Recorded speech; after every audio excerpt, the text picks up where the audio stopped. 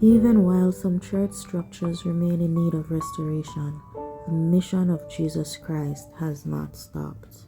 In the wake of disaster, the church has risen and continues to rise, not as separate buildings, but as one body.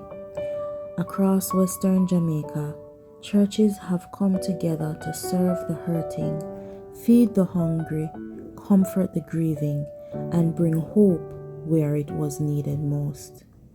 Despite damage, loss, and limited resources, the work of the Lord and Savior Jesus Christ has continued because His people chose compassion over convenience and faith over fear.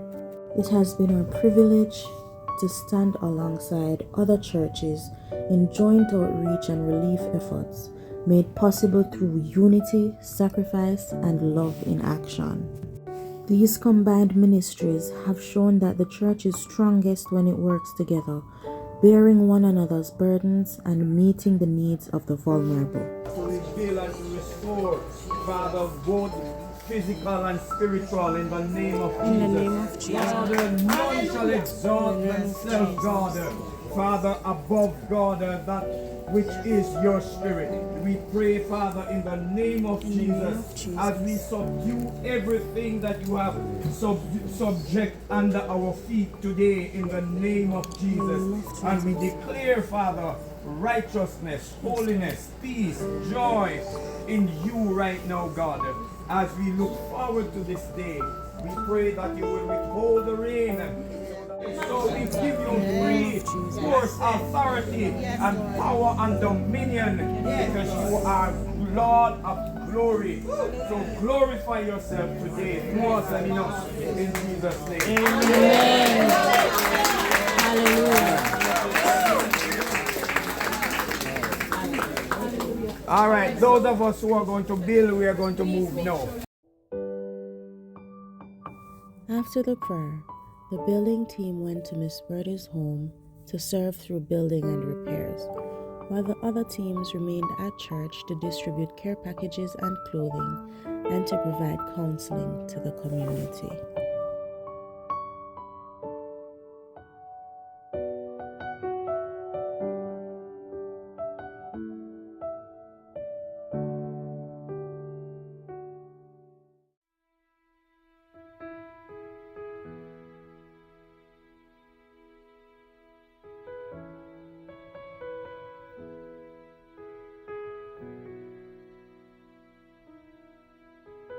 When the storm passed and the roof was gone, the church did not cease its operations. Worship continued under open skies. Prayers were still lifted. Songs of praise still rose from faithful hearts. Even without shelter, this house of God chose to remain present, serving, comforting, and standing as a beacon of hope in a time when the community needed it most. The church has poured itself out without hesitation, even in its own season of loss. It has fed souls, strengthened faith, and reminded many that God is still near, even in the aftermath of disaster. The work of Jesus Christ has never ceased here, because His mandate is greater than any setback.